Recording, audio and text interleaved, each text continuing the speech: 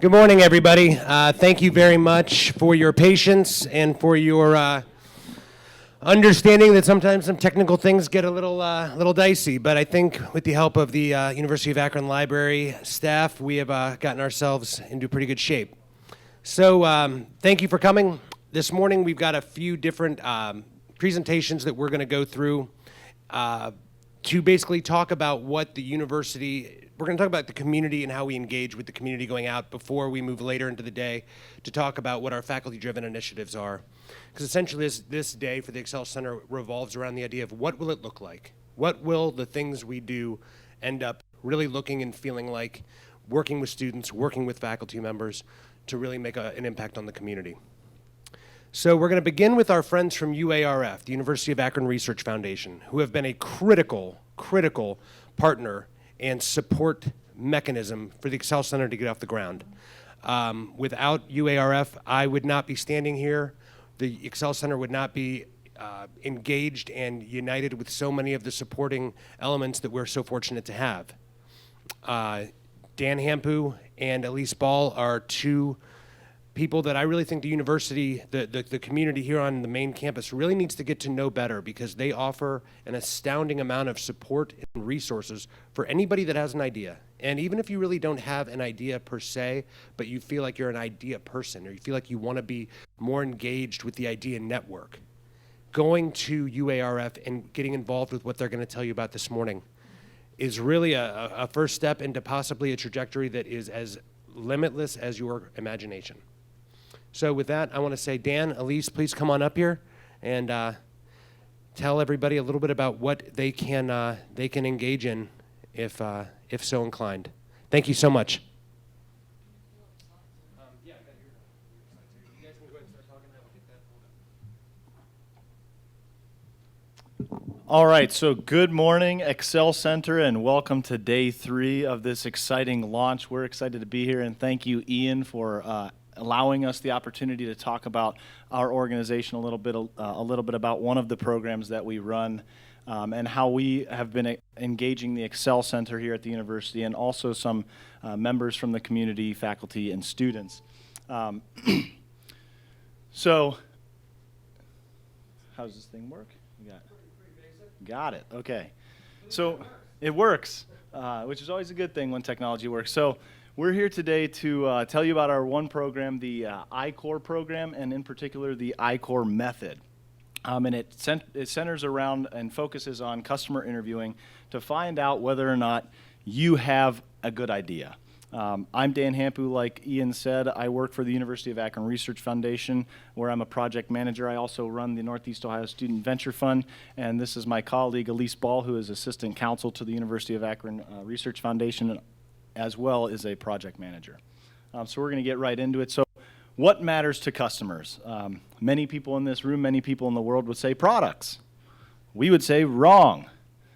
Customers don't care necessarily about your technology or your product. They care about how that product, how that technology improves their bottom line, creates some sort of value for them as an entity, not just the product itself. Customers do not exist to buy your product.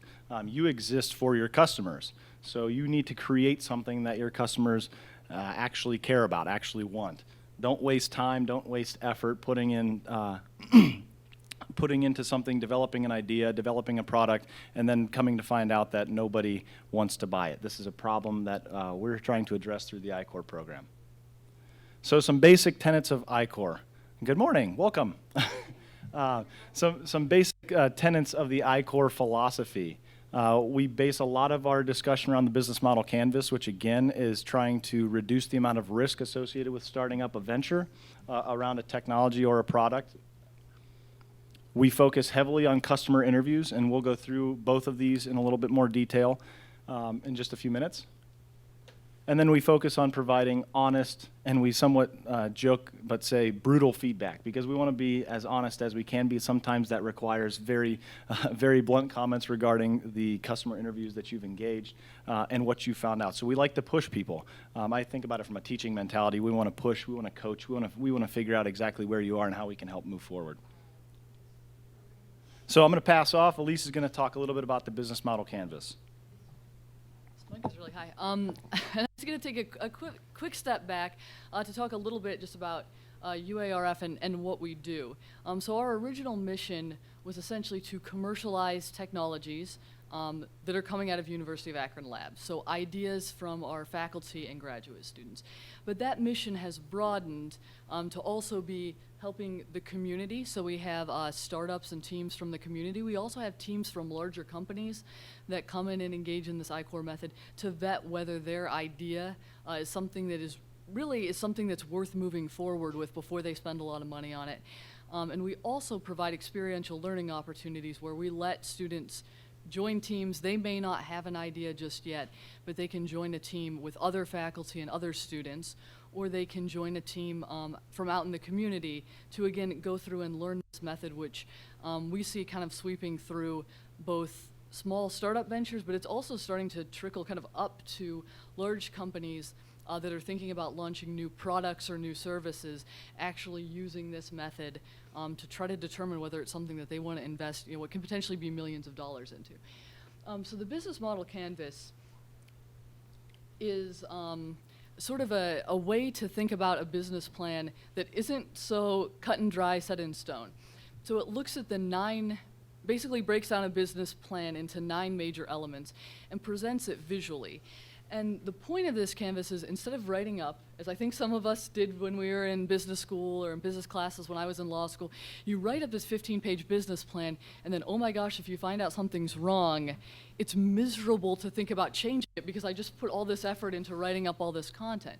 So the business model canvas kind of says, put this up on a wall, put it on your laptop in a format where you can change things. A lot of the times, we actually will draw it on a whiteboard, and we just put sticky notes on it, or we write something below it. And if we find out something's wrong, we pull it down and we put in a new hypothesis up. And when we say hypotheses, that resonates a lot with our technical faculty. It's really our best guess at that time. We focus, for purposes of our program and for the discussion today, we're focusing on the upper right-hand corner of that canvas, specifically the customer segments and value proposition. And to avoid fancy language here, in the immortal words of one of our colleagues, Bob Chalfant, the customer segment is, who cares? Why does somebody, who do we think cares about this new idea, new product, new service? The value proposition is, why do they care? Those two need to work very closely together. There's a fancy term for this called product market fit that you may hear people talk about. But at the end of the day, what we're talking about is who cares and what value we're providing. Those two things need to align. You can't have a group of potential customers, but the value you're providing is not something that matters to them. So what we really focus on, and it often takes a good bit of effort, is really getting a sound new idea based on who cares and why they care. Why do hypotheses matter?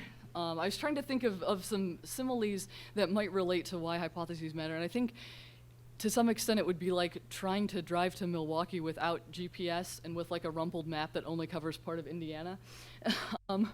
Or Dan will talk a lot about using your customer interviews to sort of sift through for gold. And I think hypotheses are essentially telling us what counts as gold for the purposes of this interview. Without a hypothesis, I don't know what gold looks like, and I just keep going, ooh, something shiny. And I can't focus my interviews in on something that really matters. So the first thing is, it lets us know what to test. Again, these are hypotheses, these are best guesses. You're gonna change these as you learn more things, but you know what you're testing in a customer interview. You can prioritize the questions. So most of the time, you're gonna get off on a tangent trying to learn more about a particular aspect. You might not get through all your questions, so you know what should be questions 1 through 3 that I know I'm gonna get to, and what's question 7 that, if I don't learn about it in this interview, it's not really important. Know when you're right or wrong, and then know when to pivot. So know when to pull that sticky note down and put a new one up. Know when essentially your hypothesis either was reality or was not reality, and change related to that. As you know, we were talking about the 2 blocks of the canvas. The customer segment, a lot of times people ask me, what makes a good customer segment hypothesis? When people are saying, okay, well, what's a customer segment? First of all, they are people. This sounds a little bit silly, but we have a lot of people that come in and say, my customer segment is hospitals. And we say, are you gonna go yell at a hospital? Who within that organization if you're trying to sell to a business, is going to be a product champion. Is going to be somebody that's going to go to their boss and say, we really need to buy this product or subscribe to this service because it's going to make all of our lives easier. So when we say they are people, it might be you're selling directly to consumers, but if you're selling to an organization, what job title within that organization or job titles are going to be your champions? When I say specific and well-defined group, the goal is to get to a group where a sizable percentage of that group is going to buy your product. So if 2% of the group is going to buy your product, you probably aren't specific enough in who your customer segment is right now. So I know our buddy Daniel Wyrock back there actually went through the program with his app, Quail, which is essentially an app that allows audience members to get online on their smartphones and ask a question. And you may have used it during this week's sessions. But when they started out, it was kind of anybody that's holding any kind of conference or event. And he got it down to events with more than 200 attendees, ideally have a moderated panel. There are certain aspects of event organizers that he thinks makes them his target customer segment. Again, this seems really obvious. Have a willingness or ability to pay. If I have no budget for it and no influence over the person that controls that budget, I'm not a great customer segment. So have the influence on being able to pay. And ideally, if you're selling to somebody within a company, their performance is to some extent judged on a metric that you can impact. So again, we had another team coming through with an app that related to physical fitness, and they thought their customer segment was somebody who essentially was a manager over a gym facility, like at a university campus. And we basically said, go out and ask these people, are you judged, what are you judged on? Are you judged by how many people come into the gym every week? Are you judged by whether the same people keep coming back? I mean, what metrics can we help you improve? Jumping over to the why do they care value proposition side right now. So we know a little bit about customer segments. The value proposition side, what makes a good value proposition? It's a direct benefit to the customer. So the more direct it is, the easier it is to make a sale on something. It's concise, specific and quantitative. When we show you some examples, you'll realize you're going to start out pretty broad. Hopefully, as you talk to customers more, you're going to be able to tell them specifically percentages improvement. How I'm 10% faster. If it's a computer-based source, 10% faster than what you're using right now. Or the more quantitative, the better. It's uniquely delivered by your team. And Jeff Hoffman just stepped out, but at one of the blueprints to EXL events, there was really an interesting question that was asked by an audience member, and it was, I want to talk to people about my idea. I want to do this whole customer discovery thing everybody keeps talking about, but I'm worried they're going to steal my idea. And Jeff said somewhat glibly, get a better idea. And what he was saying was not your idea is bad, but if you don't have any sort of special insight, special knowledge into the field, it can be a patent, sure, but it can also be things like you have a particular network that's going to be useful, or you know more about this area than anybody else. If you don't have a competitive advantage, trying to launch and sustain a business around something that you have no competitive advantage on, especially in a global economy, is not going to work very well. So something that your team can uniquely deliver. And one other thing that a lot of people really struggle with at first, in words your customer would actually say. So we had a team that came in and they were talking about a medical technology. It was a wound care technology. And they were talking to wound care nurses, right? So they had their customer segment, wound care nurses, and they kept talking about pH. And the nurses essentially said, what the heck is pH and why does it matter for wound healing? These are the things that we look at when we're talking about wound healing, but we don't really talk about pH when we're selecting which bandage to use.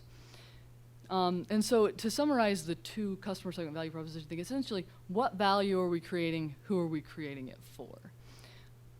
That's a haul truck. You can see at the base of the haul truck 2 very tiny people. And you're wondering why I'm putting that up. Because one of the teams that went through, and they did about 100 customer interviews, their customer segment related to haul trucks. And Dan pointed out, when I first put together this slide, most people have no idea what a haul truck is, so you should probably at least show them what it is before you start talking about it. They had a more reliable electric motor. And so we started out, number one, with who cares, because that's a little bit easier. So figure out who cares and then what we're providing to them. And first they started out, their first hypothesis was haul trucks with electric motors. Now, I think you guys can probably tell me based on the previous slide what's wrong with this. You can't talk to a haul truck. We saw the people in the picture. It's very difficult to talk to a haul truck.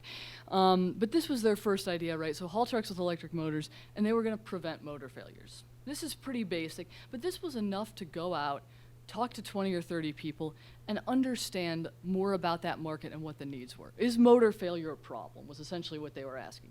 Do haul trucks have motor failures? Then they got to an actual person, so managers of essentially open pit mines, which would be mines that use haul trucks. And they said, we've been hearing this thing about they're losing productivity because the haul trucks have to be taken out to have the motor replaced. So that's pretty good, right? It's something that the customer would actually say, I want to avoid loss of productivity because my mine is one haul truck short today. And they talked to 100 people, and they got to this. So mining company managers that actually oversee the haul truck thing, there's probably a title associated with this, but I didn't know it when I was making the slide, so I figured this was close enough. And they found out that every time a haul truck has to be taken out of service, it gets taken out for about 24 hours to have the motor replaced. That's how long that task takes. And during that time, they lose almost $250,000 worth of essentially coal or whatever they could be pulling out of this mine because they're one haul truck short. So again, specific quantitative, but the important thing to think about is they started off with the ones in those top 2 maroon boxes, and they were able to get to a really good thing where you could go to a customer and say, right, so you're interviewing them and you're understanding things, but if they wanted to sell their technology, they could say, I think I can save you about $250,000 a day in unplanned downtime, potentially save you this huge loss through this technology. So that's kind of, starting though at the high level, even just knowing I need to figure out if there are motor failure problems, that was enough to eventually get them to a really strong value proposition. So we're going to ask everybody to do, and we weren't sure who all was going to be here, but we were going to throw up another technology that we've been working with and actually ask you guys if you could help us come up with 2 to 3 hypotheses, both a customer segment and a value to that customer segment, related to that technology. Partially because Dan and I don't want to stand up here and talk all day. So one of our polymer science labs, the renowned program at UA, has a new process for making touchscreens. So everybody knows what touchscreens are. Everybody's worked with them. Process for making touchscreens that can be made in any size. They can be flexible. They're a low cost, so I would say comparable to the current processes today. And they feel like an iPad when you use them. So I'm going to ask you guys right now to relieve me of my duty of speaking and raise a hand if you have an idea as to how something like this might be useful.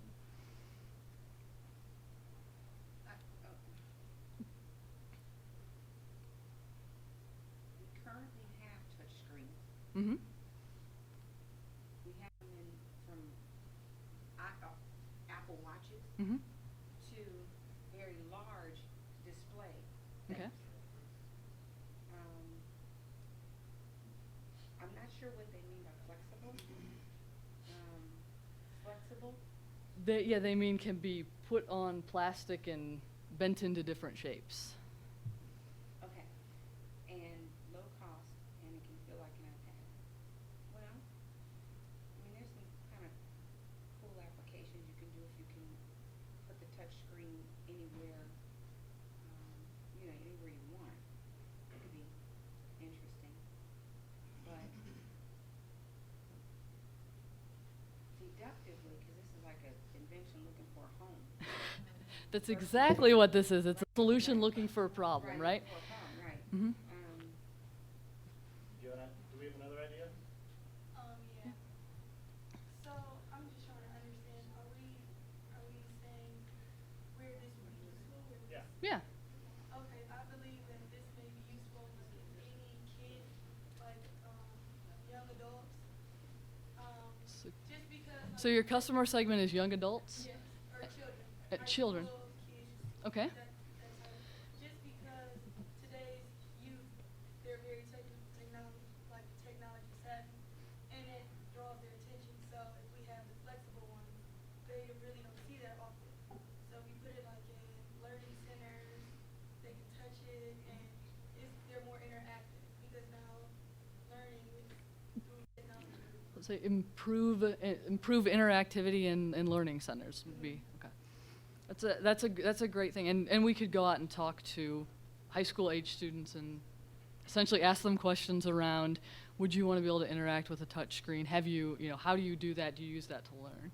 Okay. I would think it could be used also in hospitals.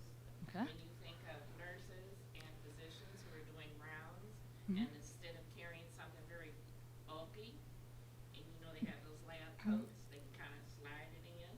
Oh, okay. So that's very cool, right? So something that you could roll up and put in your pocket if you were a healthcare professional and you had to go into a patient room and pull up their information. Yeah. Okay. So that's a great idea. Any others? Yeah. Also for kids with disabilities, Okay. like if they have any IEPs or even if they're mental disabilities, because they're more, they can identify things with pictures or anything. So whatever size it is, depending on if they have bad vision, you can have a big one, Okay. or like you could put it on maybe like on a teddy bear or something. So this is actually great, and you're sort of going off of what you said. So somebody that maybe had learning some kind of disability where they might need something larger or smaller to interact with, maybe somebody that would have a problem. Maybe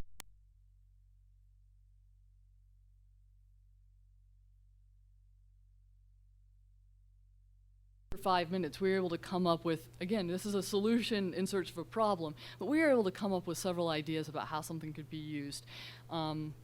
And Dan is actually going to jump up here and help us talk about how would we test hypotheses generally. Yeah, so Ian gave me somewhat of a one of these motions, which means we need to move quickly, and it's a good thing I've covered these slides multiple times with multiple different people. So I'm going to fly through these, and if anybody wants to contact me or Elise about the contents of these slides, I'm sure they'll be made available to everybody. And we need to have a customer interview with a number of you here in the front row who are providing these, because this is an actual technology that we're searching for that spot to land. So we'd love to reach out for you. Please don't escape without reaching out to us so we can get your contact information to move forward with some customer interviews. So really quickly, because we need to get through and get to the next speakers, but so customer interviews. There's just a few steps that we typically encourage everybody to go through. You need to have some goals, and the goals are generally change guesses into facts. So like Elise said with the business model canvas, you have these guesses. They're usually phrases when you say, or you hear yourself say, or somebody else say, I believe, I think, probably. Those are keywords that say, I don't know. So you need to go out and test. You need to pull the business model canvas. You need to write them up. You need to jot it down. You need to go test. You need to get 10 people or so. You need to find out if a majority of them want your product or have a problem that you're identifying with. And then you either need to pull it or narrow it down. So you hypothesize. You guess. You have these guesses. You have these I think, probably, I guess. You test them. You go out. You talk with 10 people, 50 people. Overall, we encourage 100 before you make any actionable decisions moving forward. You got to analyze and assess those by listening. Be a rabbit. We have this image with rabbit with huge ears versus an alligator with massive teeth. You don't want to be the person that's biting at people while you're talking to them. You want to be the one that's sitting and listening to people, being aware of their body movements, seeing if they're engaged, seeing if they're playing on a cell phone, see if they're on an iPad or doing whatever they're doing. And then you need to adjust and pivot. So this is exactly what I was talking about. You have your one guess up on the board. Now you've done 10 interviews on that guess in particular in the customer segment or the value prop. You think it's not good, you rip it off. And this also applies to the way in which you are performing your interviews, because you'll find that different questions have different values to people. You'll find some questions are very good, some questions aren't really doing much of anything, so you might need to rewrite them. And then you do this whole process over. Like we said, we encourage our groups to get up to 100. If you're doing a software, a gentleman by the name of Steve Blank, who really helps with this program, you should be doing about 1,000 before you're even making actionable decisions off of it. Secure interviews, these are really straightforward, but I'm going to fly through them really quick. So no friends, no family, they're biased. Most likely they're going to say yes, or they're just going to say something to get you out of the room, and that's not valuable. You want to actually have a conversation with somebody. You want to have them talk. You can, however, use family and friends for introductions to people who might have valuable input for whatever product or technology you're working on. It's always good to cite the relationship. As many of you know, if you get a cold email, how many people respond to it? Yeah, no hands went up, because nobody responds to a cold email. Nobody responds to a cold phone call. I don't ever pick up my phone unless it's somebody in my phone already. I will call them back if it's somebody who's able to cite the relationship to somebody that I know or an initiative that I'm working on. But unless I have that, I'm not picking up the phone. I don't have unlimited minutes anyway, so that's another reason. Elise and I and other people that we work with, we try to push cold call and somewhat threaten to call back. You'd be surprised how much that slight little subtle jab saying, hey, I'm going to call you back tomorrow. You might as well give me a call. You'll find that that's actually pretty successful in getting people to pick up the phone the next time you call or call you back. And then for students in the room, play the student card. You have resources here like this wonderful library, the EXL Center, the university as a whole, your professors. You also have this resource as just being a student. You can go out and play the naive, I don't know card all the time, and people eat it up. They will divulge so much information to you, it is unbelievable. And then finally, when you can, don't target, Joe Canfor was a speaker the other night at Blueprints. Don't target Joe Canfor as the person you need to interview. Joe Canfor is busy enough doing a lot of other things. He's not going to give you the valuable feedback that you're going to get unless you're extremely lucky and you're able to get like 30 minutes of his time. Focus on the mid-level management because those are the people, like Elise said, their performance is usually going to be based off of some sort of metric in improving bottom line by this much or bringing in an additional customer path. Salespeople, straightforward, they talk a lot. Again, you play the student card and you get a salesperson, you're just going to sit there. Elise joked, one of our previous colleagues, you could literally ask him a question, customer segment on anything, and he'll talk to you for an hour. And it'll be somewhat good information, but you have to pick it out. So tips, don't talk about technology. I have 2 to 3 goals. I'll mention the 2 to 3 goals that I kind of very broadly have every time I go in. I want to get some responses at a quantitative level on market size. I want to get some responses on a quantitative level regarding product interest. And I want to go in and I want to be able to pull at least 1 to 2 additional interviews out of that conversation. My final line is always, hey, Ian, do you know somebody else in this space who might be interested, and would you be able to make a warm introduction to them so that I can reach out? And it's a great way for not only customer interviews, but just for anybody's professional development. Great way to expand your network, learn more new things about new technologies. Start wide, then narrow. This is like asking what do you do throughout your day? Explain to me how you currently take notes or how you currently show people their X-rays. Could you just walk me through that process? By allowing them to divulge all that information, you can pick and choose the things that are problematic. You can start to see those areas. And this is fantastic. I don't know how many of you were at the Blue event the other night, but Jeff gave a story about watching a 5-year-old for an extended period of time. And the 5-year-old just went around going, why is that here? Why is that here? What's that do? Why is that set up that way? If you're able to ask questions like that, granted, when you're going out and talking with customers, they'll pick up on the 5 whys way too quickly, so you have to be somewhat creative with how you ask them. Like, walk me through the day. How does that improve your life? What does that do for you? Why is that important? What problems do you have? Very open-ended questions before you ask, would you buy, which is leading, and it's closed. It's a yes or no answer. And then finally, straight from the script, it should be a conversation, and then ask interviewees for more contacts. We're out of time, so you can have these slides, no problem. Ian and the EXL Center, Jeff, Carolyn, thank you for having us. We really appreciate it. We look forward to all of the future collaborations with you. Guys, let's put our hands together. What? I was gonna say, can we post your slides and your contact info? Oh, yeah. Absolutely. Oh, yeah. Oh, yeah. One of the people was on the last slide. Yeah, and I want us to put our hands together for Dan and Elise. These are probably going to be the 2 partners that we have on campus. You're going to see the most here. Things that they just did, we're going to have these things going on all the time. I mean, more often than you'll be able to accept. So we're going to make it. Here we are. We've got a T-shirt. You're going to get sick of these 2 because what they really do is they really bring the opportunity and the desire to help to life in a way, at least from the entrepreneur side, for anybody with the ideas on campus that really wants to get going. This is where it's at.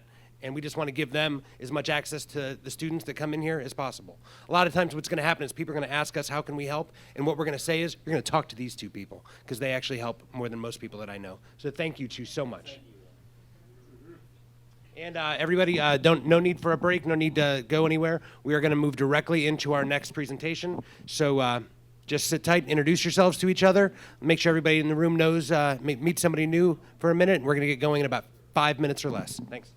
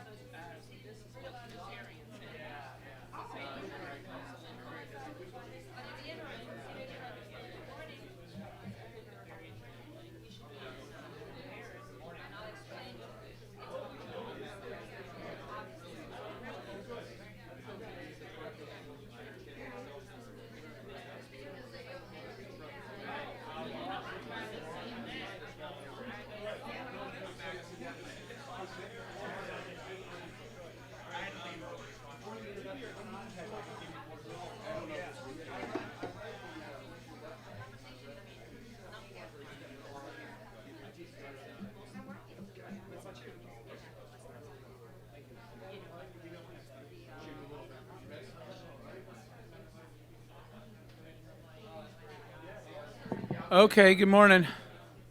We'll go ahead and get started here. Thank you guys for joining us this morning.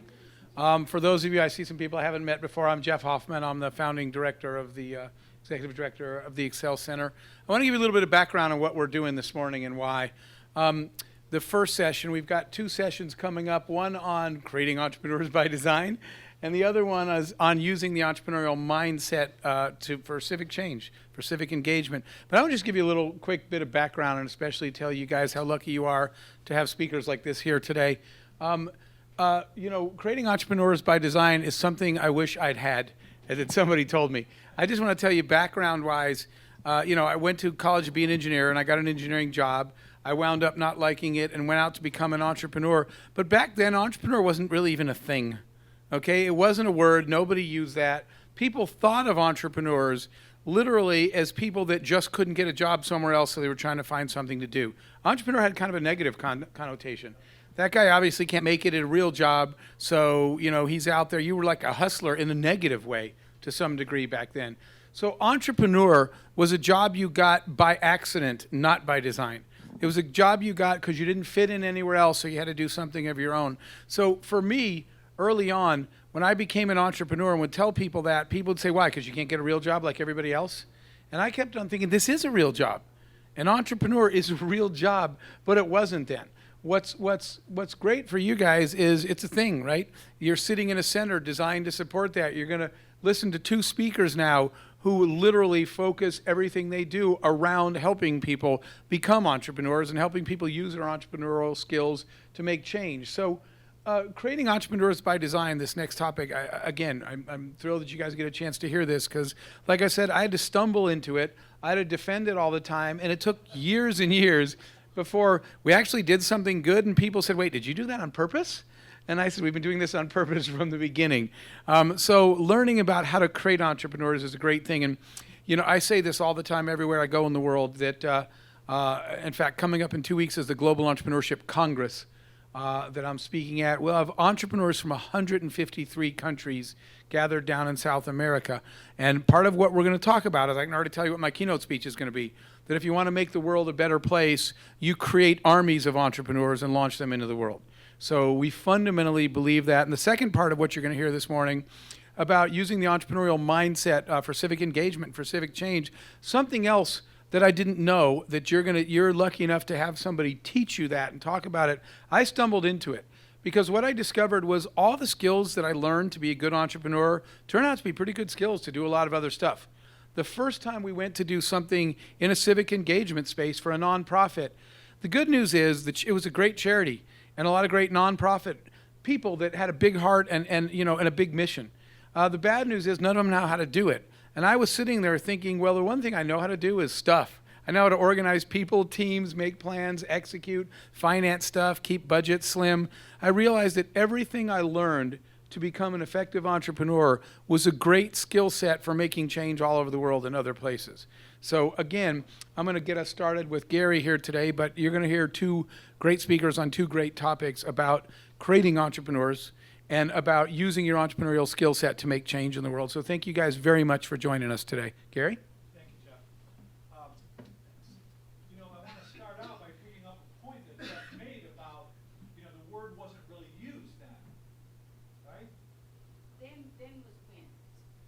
Well, let's just say 30 How old are you, years ago. Jeff? 30 years ago. He's what, 40, right? Right. but the point being that, you know, thriving industrial economy renders the subject of entrepreneurship essentially irrelevant. I mean, that's, you know, the word didn't really exist. But what's known is at the time of the Civil War, like I'm not that old. it's not that old. But like people at the Supreme Court were debating, We need you at the mic, yeah. We are webcast. They full well understood the idea that the industrialized economy would destroy the entrepreneurial spirit. I made some comments. Thank you. We need you to use 2 mics. Yeah. 2 mics, man. All right, let me figure it out here. Hold It's all good. Should be on. On? We on? Yeah? Good? Okay, good. Thank you. So, you know, it's maybe some redundancy from some of you where my comments, you heard my comments yesterday, but, you know, Adam Smith's comment, every person lives by trade. Right? We have to be useful. Like, but no one really ever explains that to us. There's an underpinning to the way we're taught to think and learn about work is that someone else is going to tell you what to do. Somebody else, some really smart people somewhere at the top, figured out what's useful, and you're going to kind of fulfill a job description. And so, you know, there's nothing really novel about entrepreneurship. It's just foreign to us, generally speaking, culturally, and the way we've been taught to think about work and learning. So let's talk about creating entrepreneurs by design.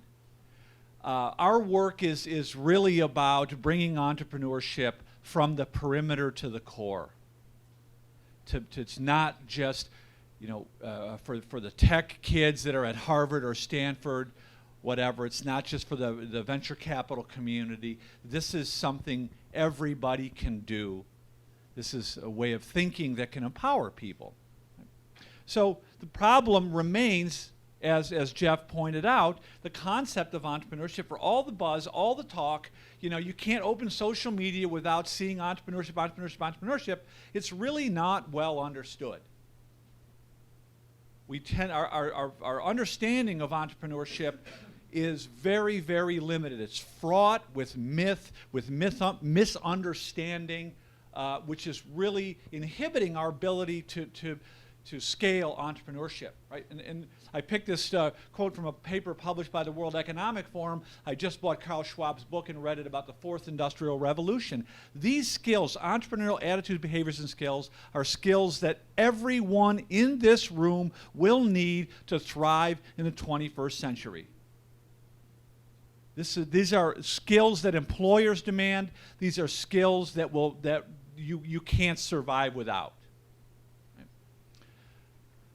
So here's the problem. We tend to think of entrepreneurs in kind of one of 3 boxes. And I talked about this yesterday. I'm going to tick through it a little bit differently. The high growth entrepreneur, right?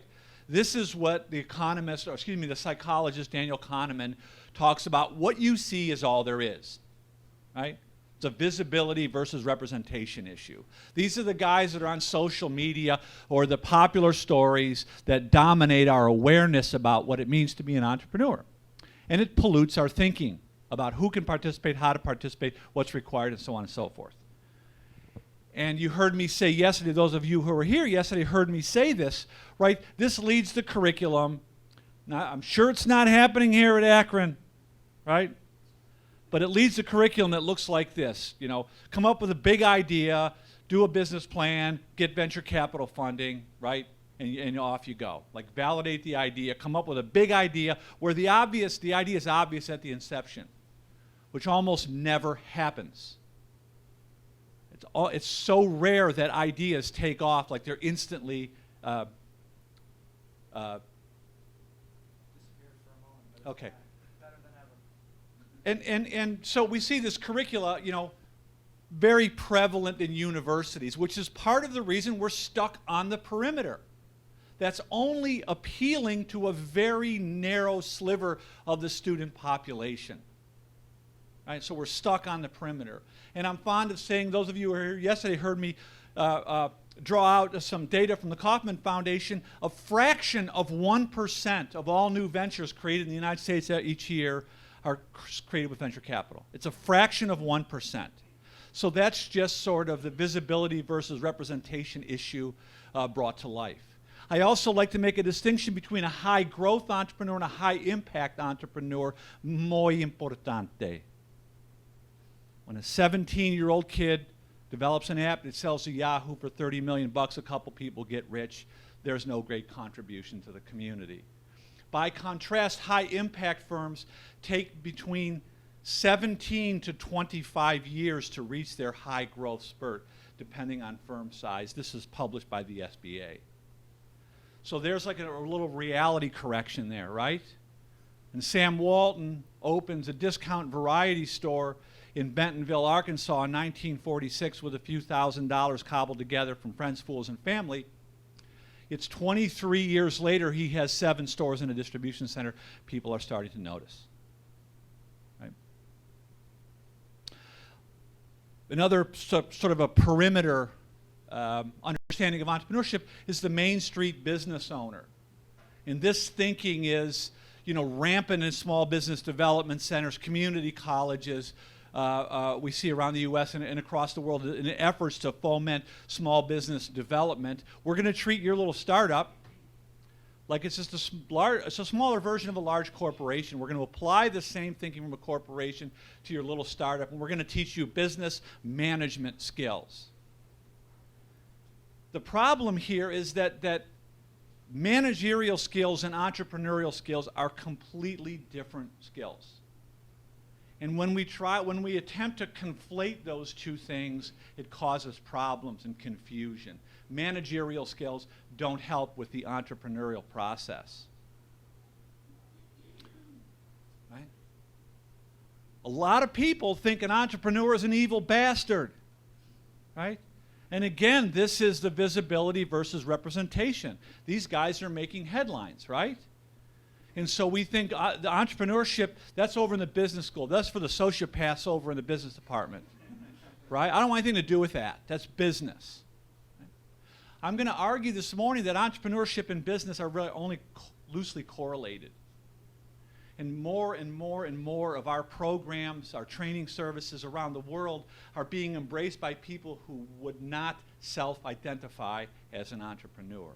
I've interviewed hundreds and hundreds of entrepreneurs from around the world. Very often, I wish I was smart enough to track this, very often the interview starts with this phrase, "I never thought of myself as an entrepreneur." I find that very interesting, right?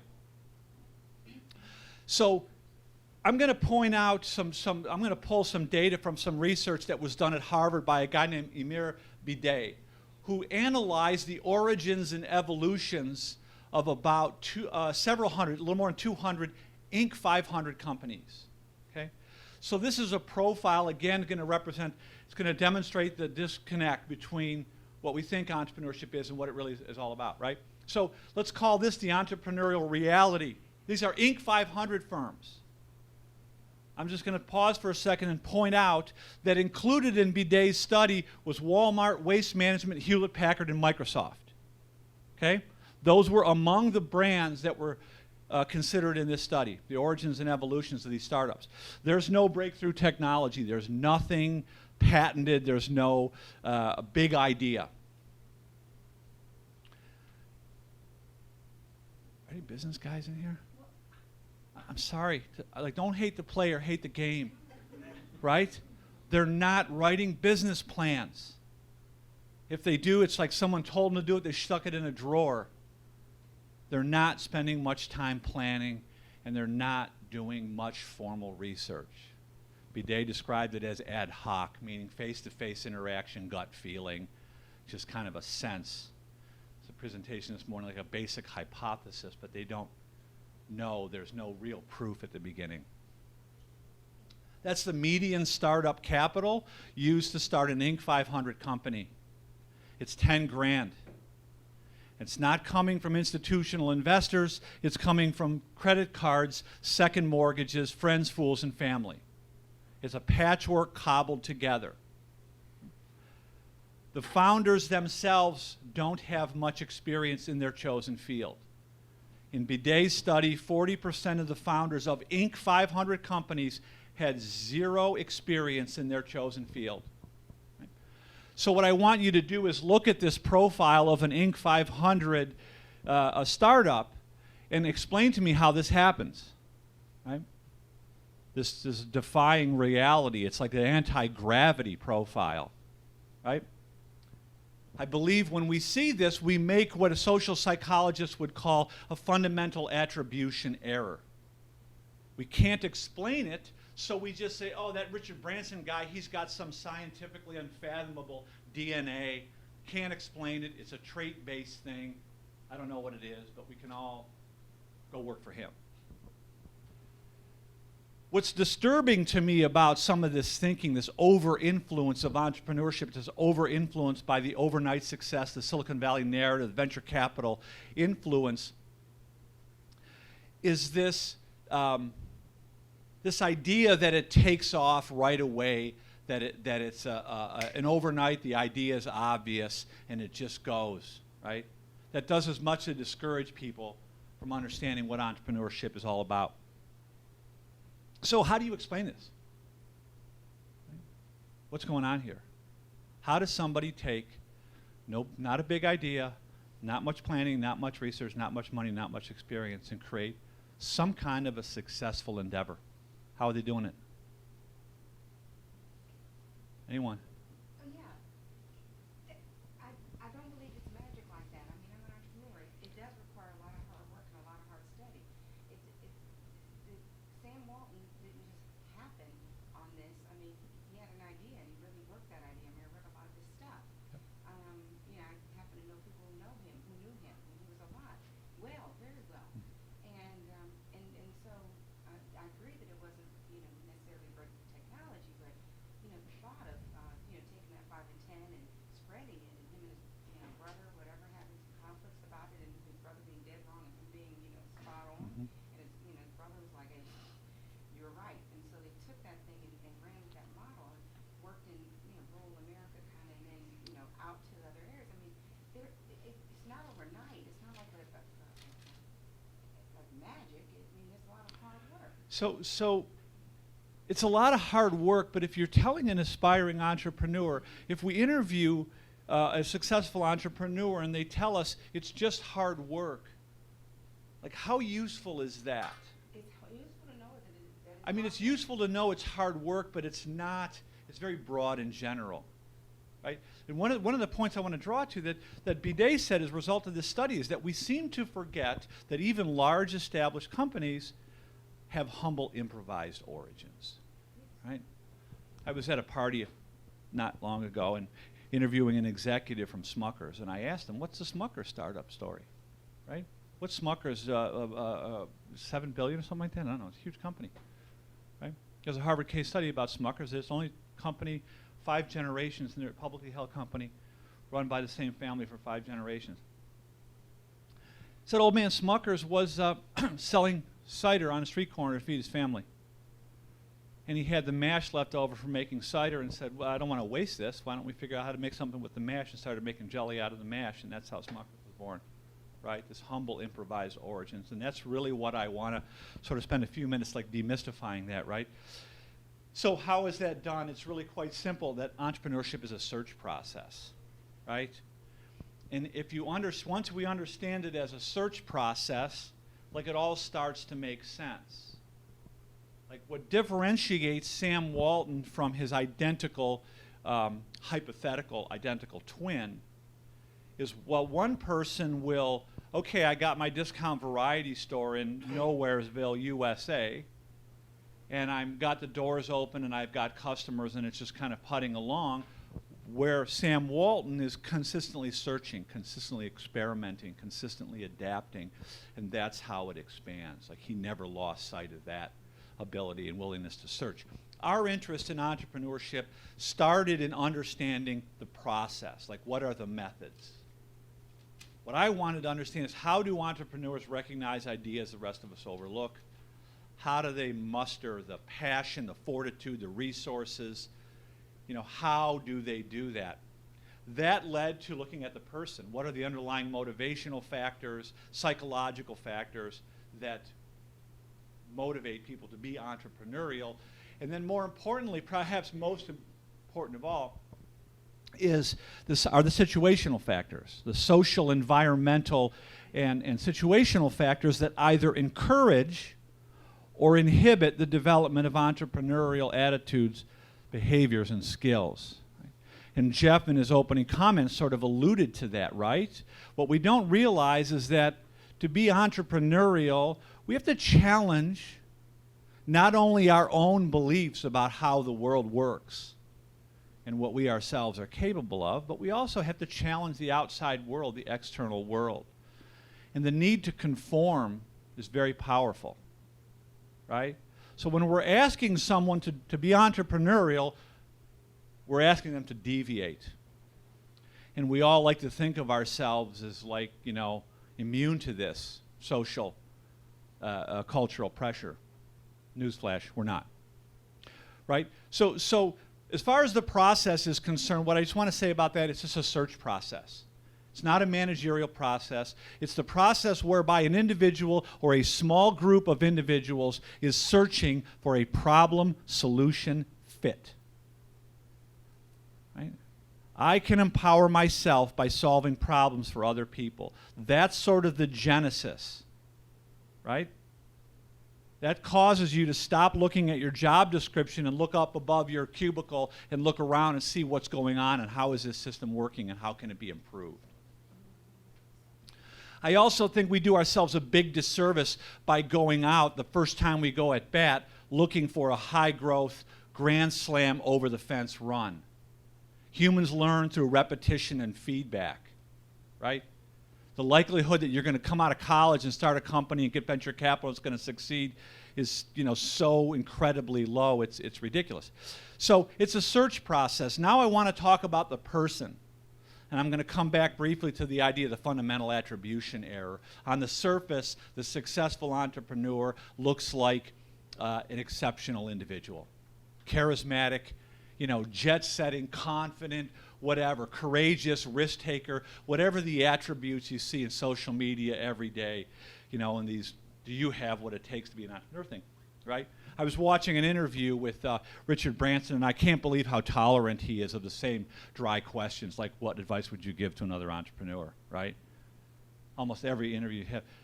But he said something about, oh, we had this record company, and then I had some, you know, I was flying back and forth across the Atlantic, and I didn't like my flight experience, so I thought I'd start an airline. Like, whoa, whoa, whoa, stop right there, right?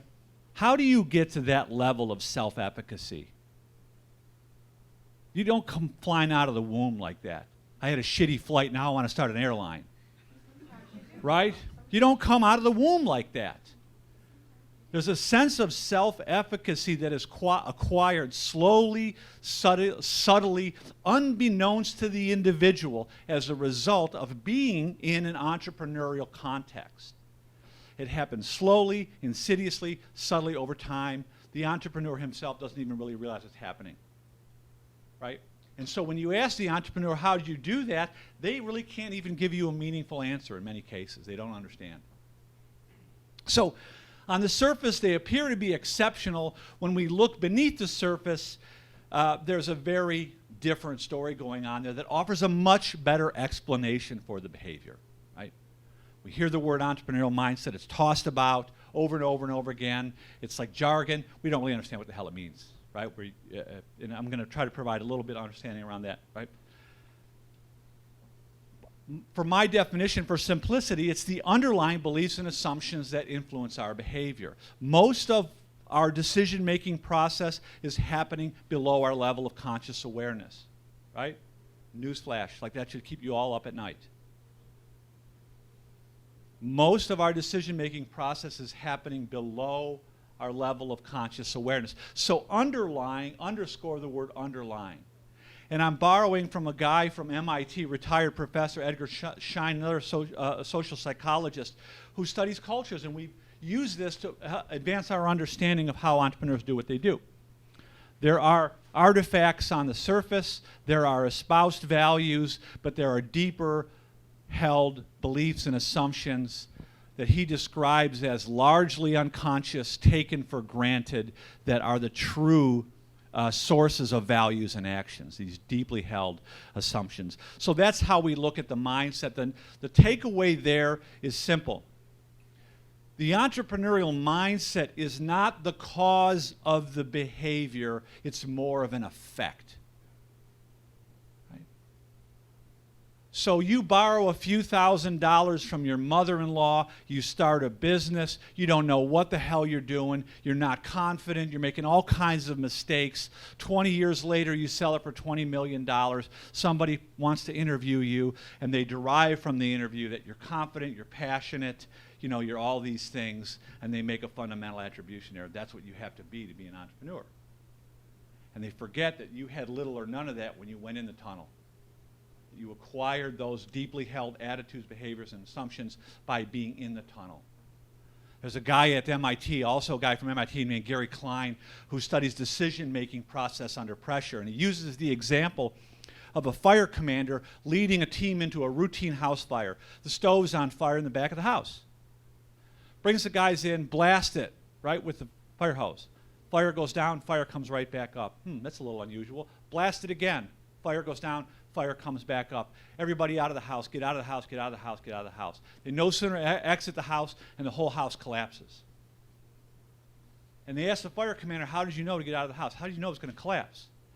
And what he says is, I don't know, a sixth sense. A good fire commander has it. Every good fire commander has it. See, he's acquired knowledge informally. It's called tacit knowledge, so he doesn't know he knows. If I called you up on the phone and said, explain to me how to enunciate the letter R in Spanish, right? Try to tell me how to do that. R. Can you help me out here? Right? You know how to do it, but your ability to articulate this to another person is feeble at best, right? Because you didn't learn it in a book. You learned it informally. It's the value of test. Same is true with entrepreneurs. Most of what they know, they didn't learn in a book or in a classroom. Formally, they learned it, acquired it slowly, subtly over time. It's deeply embedded. So here's my dirty little secret. You don't get an entrepreneurial mindset, or you don't have it before you're entrepreneurial. You get one by being entrepreneurial, and it takes a long time. So in the past, our systems of education, we've created entrepreneurs by accident rather than by design. Those 4 high-growth entrepreneurs, Bill Gates, Steve Jobs, Richard Branson, Mark Zuckerberg, what do they have all in common? They are all dropouts, right? What's going on there? How often do you hear successful entrepreneurs attribute their success to what they learn in school? Not very often, right? There's an organ. Now I want to talk about the environment, right? What we're beginning to understand, and we haven't found the edges of this understanding, it is potentially profound. That the inclusion of authority, the hierarchical nature of our systems of education and organizational structures, the external carrot, stick, punish, reward systems undermine, inhibit the development of entrepreneurial attitudes, behaviors, and skills. I'll just say it in a nutshell.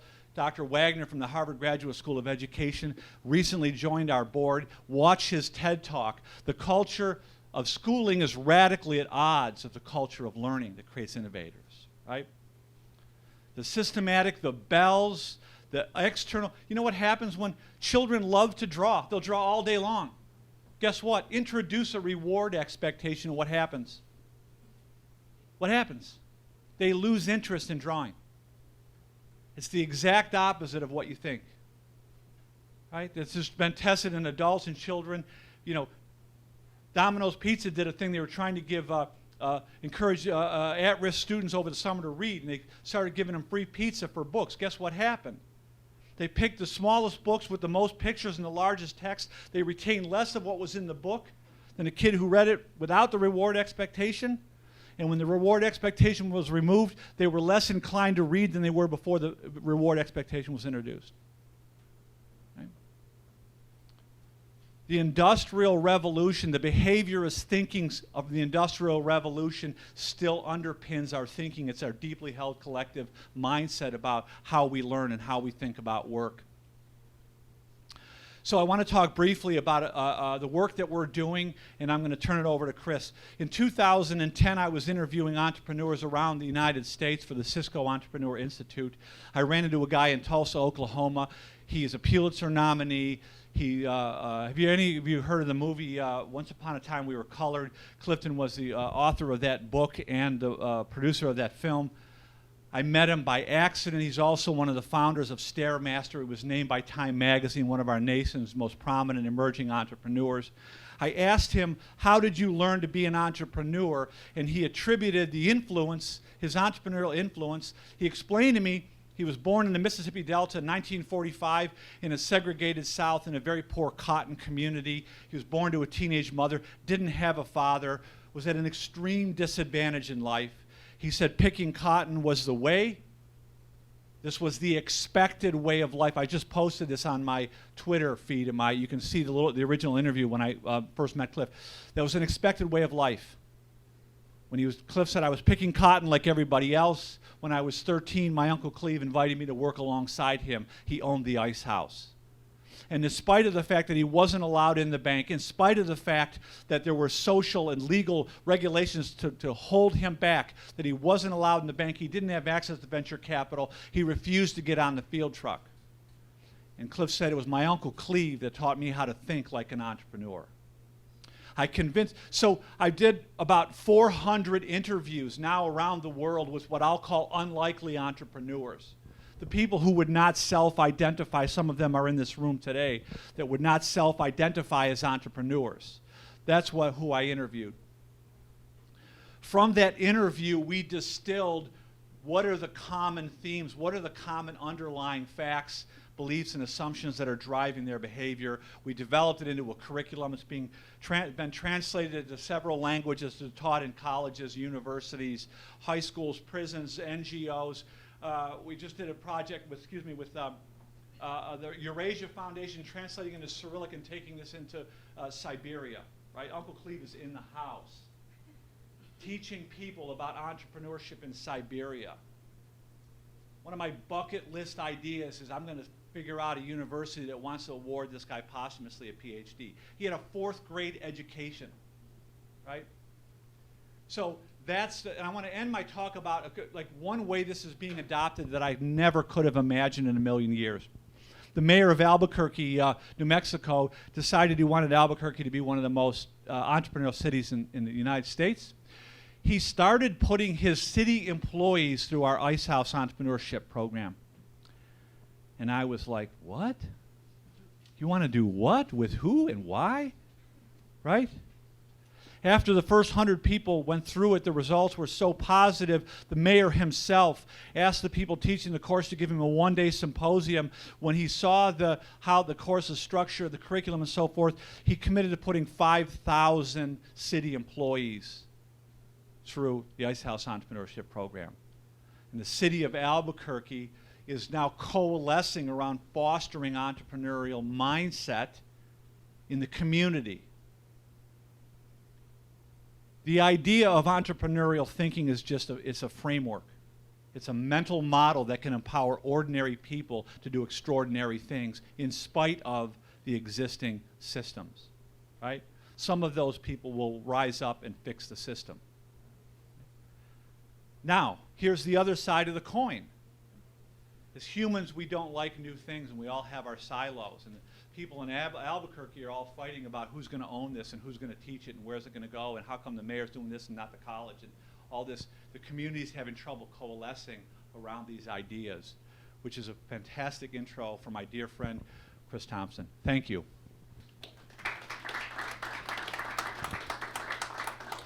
Thank you, Gary. And Ian is going to make the magical switch for PowerPoint programs. I'm not smart enough to run a Mac. And so appreciate the opportunity to speak with you all today about achieving civic change and how an entrepreneurial mindset will do that. Gary highlighted that entrepreneurship is really about the search process. You're searching for the problem, solution, fit, okay? And as I started to think about the work that I do with the Fund for Economic Future to help communities transform their economy, I was thinking about what is it, the more I thought about the entrepreneurial mindset, I began to think that this is really a paradox that we have in America, where, and this is the paradox that I kind of have hit upon. Entrepreneurs solve problems, right? We just heard Gary talk about that's at the root of the entrepreneurial mindset. And America is rich in entrepreneurs. Therefore, how do you explain that we're also rich in wicked, persistent problems? If we've got all these entrepreneurs, why can't we solve wicked, persistent problems? You might be asking, all right, what the heck is a wicked, persistent problem? I do a lot of work with Leadership Akron and Leadership Cleveland, and this year's Leadership Cleveland class was asked to write 6-word stories to describe their community. And I was struck by how many of those 6-word stories described wicked, persistent problems. You're all too familiar with these 6-word stories. They haunt our daily life, right? This is it. We're all too familiar with these. Why, in a country full of entrepreneurs, successful problem solvers, do we have these wicked, persistent problems? Well, one of the things that we've learned is to understand this, you have to understand, where do these problems live? Okay? They live in what we could call the civic space, that weird place that is the intersection of the public sector, the private sector, philanthropy, nonprofit. And inside that civic space is a host of complex civic systems. And that word complex is not a criticism, it's just an observation. A complex system is simply a system that has lots of players and no one in charge. So what are some examples of these? Education. Yes, we have a school district here in Akron, but we also have more than a dozen other school districts in Summit County. We have early childhood programs, we have after-school programs, we have a community college, we have a university, we have private universities, we have private schools. That is a complex system. All of those players determine how well our education outcomes are here in this community. Public health, another example. Transportation. Entrepreneurship is a system. Innovation is a system.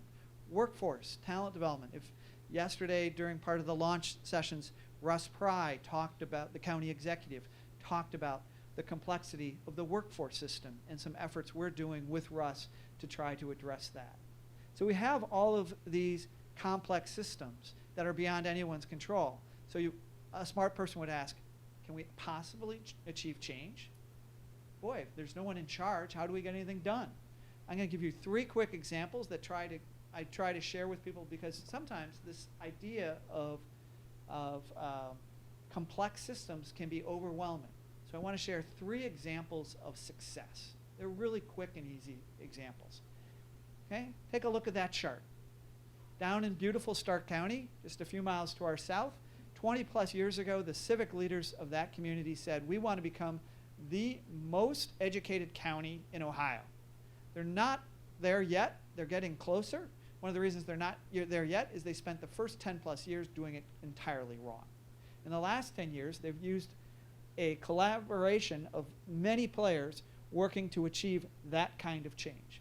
People like that kind of change. Who doesn't want fries with that kind of change? Going from 49% college going rates to 73%. The first time I started working in trying to achieve civic change was in the entrepreneurial system. Back in the late 1990s, early 2000s, any entrepreneur worth their salt here in Northeast Ohio was given 2 words of advice.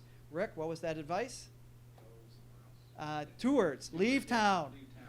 Okay? Why were entrepreneurs told to leave town? Because there was no support system available for them to help them get the support they needed. Instead, we had a lot of entrepreneurs who had good ideas and they left. So in the late 1990s, early 2000s, a host of public sector players, nonprofit sector players, philanthropy, and business leaders came together to create an entire support system around entrepreneurs.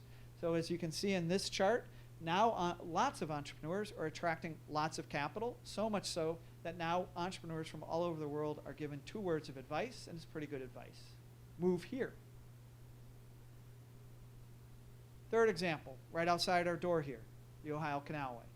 When this was built, it was built by legislative fiat, not by collaboration, not by an entrepreneur. It was legislation that made it happen. the redevelopment of the canalway into an amazing civic asset that